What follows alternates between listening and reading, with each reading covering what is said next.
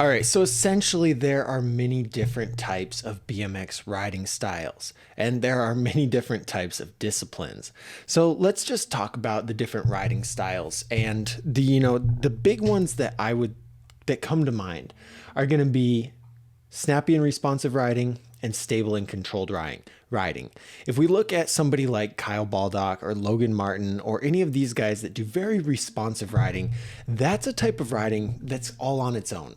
If we take a look at different kinds of riders like Corey Walsh, Chase Hawk, and those kinds of guys, their riding is very stable and their riding is very flowy. You don't expect to see one type of riding from Chase Hawk that you see from Logan Martin and vice versa. And this is really because these guys have found things within BMX that they really enjoy. They found the different aspects of it that they think, hey, I like riding this type of way, so this is the kind of way that I'm going to ride. And ultimately, there's no pressure for you to ride any kind of way on your bike. Ultimately, it's all about having fun and it's all about enjoying it. So if you really like watching double tail whips and 720s and those really responsive tricks, you might want to buy a bike that's geared towards responsiveness so that you can achieve that level of riding. If you just like to go fast, you like to go high, you like to ride a mixture of street, whatever it may be, you want to pick parts and pick bikes that are going to help you achieve that.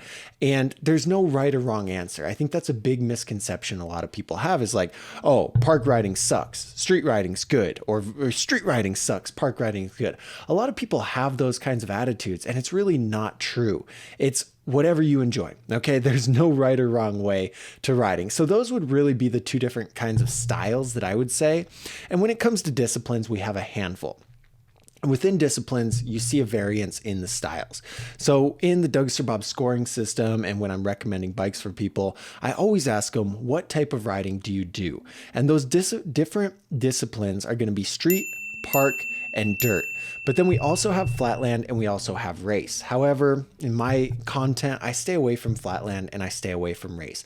I don't get too much into those two because I think there's a lot of content about it already and it doesn't really pertain to my brand. So we'll focus on those main three, okay? Street, park, and dirt. If you ever see somebody grind a handrail at a local school, that's street riding. The whole concept behind street riding is you're going to go out, you're going to find some really cool spots in the street, raw street spots. You're going to get a brick. What do you call them? A concrete brick, whatever, to smooth out the concrete. You're going to get wax. You're going to get stuff to pop off skate stoppers. Like you're going to go out rogue and you're going to create your own street spot. And a lot of the fun with street riding is that thrill and that search. Like I think if I go out and ride street with some friends in a place that I haven't ridden street before, 90% of the time we're just wandering around. We don't know what we're doing. We're just wandering around, trying different things and looking for different spots. So it's not super effective. Now, once you have spots figured out, you go out and you sesh those spots. It's really fun. You've got the risk of getting kicked out, and there's just so much going on with street riding that gives it a thrill. Park riding is quite a bit different because with park riding, you're going to one spot that already has all the obstacles that you would need, and you're just showing up and you're just riding. You don't have to search for it. You don't have to groom the spot to make it better. You just show up and you get to ride. And so riding park takes a lot less effort and a lot less searching to find something to ride. You literally just show up. You've got quarter pipes, you've got ledges, you've got rails, you've got box jumps, you've got spines, you've got everything you can need right there in the park. Typically with park riding, you're going to see a good mixture of flowy and mellow riding where people go really high, go really fast, and you're going to see a mixture of responsive riding.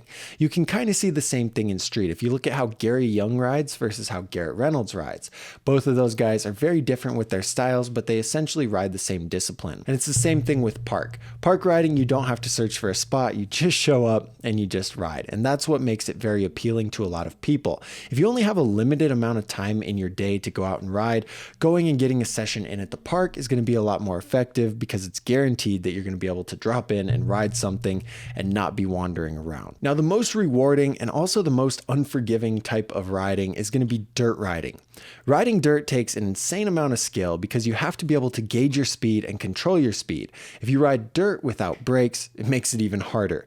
But what really makes dirt different from street and park is how hard it is to get something set up. If you are already have a local dirt spot, you should thank those guys that put in the work and thank the ancestors who built it and kept it there, because it's not easy.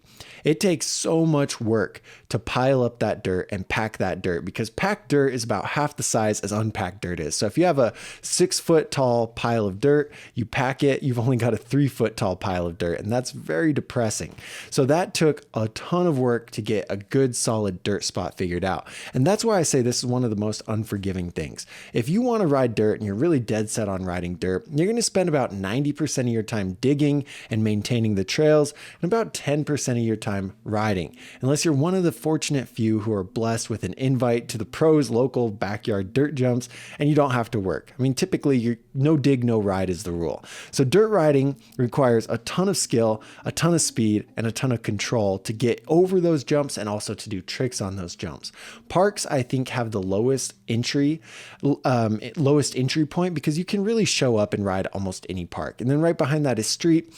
We have a lot of street here where I live in New Mexico, but I always tell my friends, I'm like, hey, this would be a lot more fun if we were better. The spots that we have require a high skill level to get anything out of it, and street can be very hard for beginner riders. So ultimately, those are the two different styles. Are going to be responsive riding and flowy riding. And then the three main disciplines within freestyle BMX are street riding, park riding, and dirt riding.